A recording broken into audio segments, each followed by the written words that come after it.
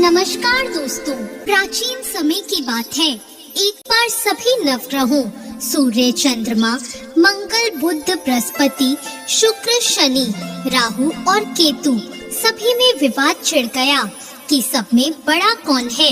जब आपस में उनका निर्णय नहीं हो पाया तो वो सभी देवराज इंद्र के पास पहुँचे।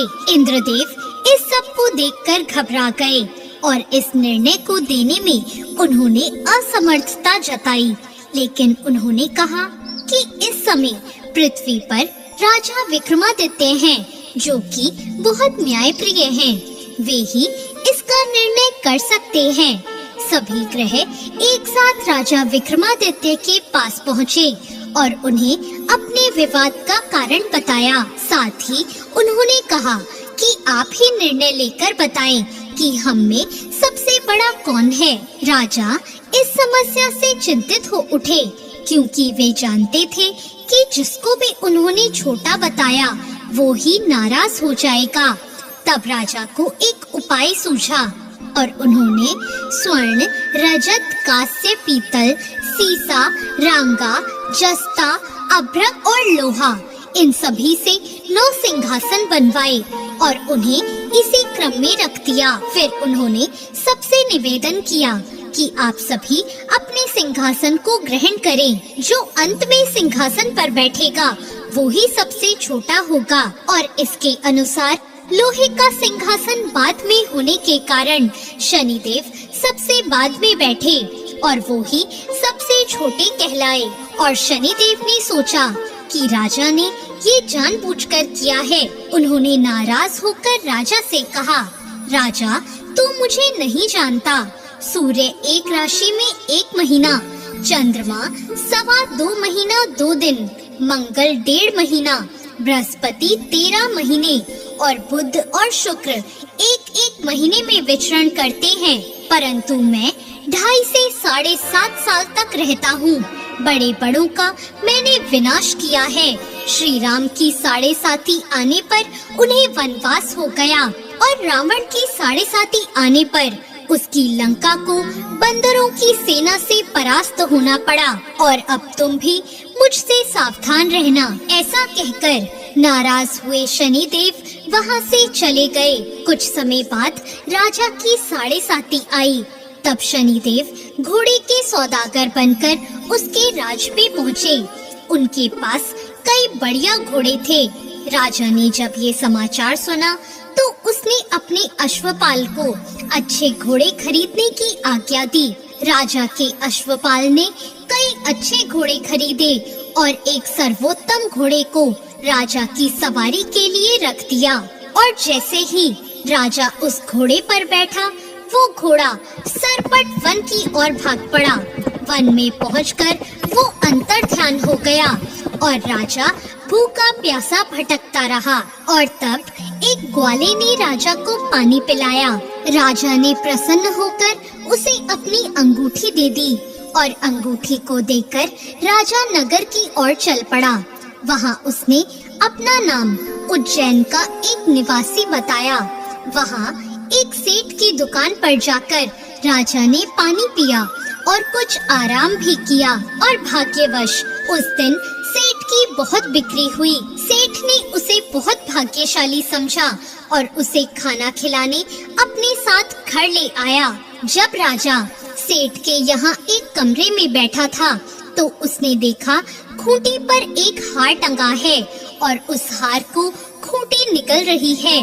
थोड़ी ही देर में पूरा हार गायब हो गया। जब सेठ आया तो उसने देखा कि हार गायब है। उसने समझा कि इसी ने उसे चुराया है और उस राज्य के राजा ने भी उसे चोर समझकर उसके हाथ पैर कटवा दिए और उसे नगर के बाहर फेंकवा दिया। वहाँ से एक तेली निकल रहा था जिसे दया आई और उसने उसे अपनी गाड़ी में बिठा लिया और फिर वो मुंह से आवाज कर बैलों को हाँकने लगा। उस समय राजा की शनि की दशा समाप्त हो गई। वर्षा काल आने पर वो मल्हार गाने लगा। तब वो जिस नगर में था वहाँ की राजकुमारी को उसका गाना बेहद पसंद आया कि उसने प्रण कर लिया कि उस राग गाने वाले के साथ ही वो विवाह करेगी। उसने अपनी दासी को उसे ढूंढने भेजा।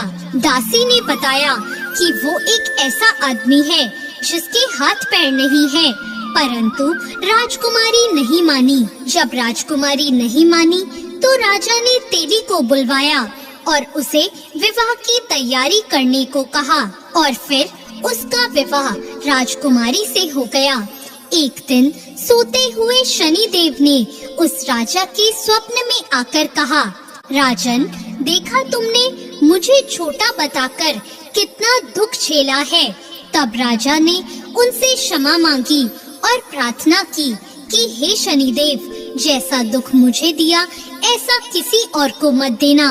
शनिदेव मान गए और शनिदेव ने कहा, जो मेरी कथा और व्रत कहेगा उसे मेरी दशा में कोई भी दुख नहीं होगा, और जो नित्य ही मेरा ध्यान करेगा और चींटियों को आटा डालेगा उसके सारे मनोरथ पूरे हो जाएंगे। साथ ही शनिदेव ने प्रसन्न होकर राजा को हाथ पैर वापस दे दिए। प्रातःकाल आँख खुलने पर राजकुमारी ने देखा तो वो हैरान रह गई। तब उस राजा ने अपनी रानी को बताया कि वो उज्जैन के राजा विक्रमादित्य हैं। यह सुनकर सभी बहुत खुश हुए। सेठ ने जब ये सब सुना तो वो राजा से क्षमा मांगने लगा। राजा ने कहा, कोई बात नहीं, ये सब शनिदेव का कोप था, इसमें किसी का कोई दोष नहीं है। सेठ ने फिर भी निवेदन किया कि मुझे शांति तभी मिलेगी जब आप मेरे घर चलकर भोजन करेंगे। सेठ ने अपने घर तरह तरह के व्यंजनों से राजा का सत्कार किया। साथ ही सबने देखा जो खूंटी उस दिन हार निगल गई थी, अब वो उसी हार को उगल रही थी। सेठ ने अनेक मोहरे देकर राजा का धन्यवाद किया और सेठ ने राजा से कहा कि वो उसकी कन्या से भी विवाह कर ले।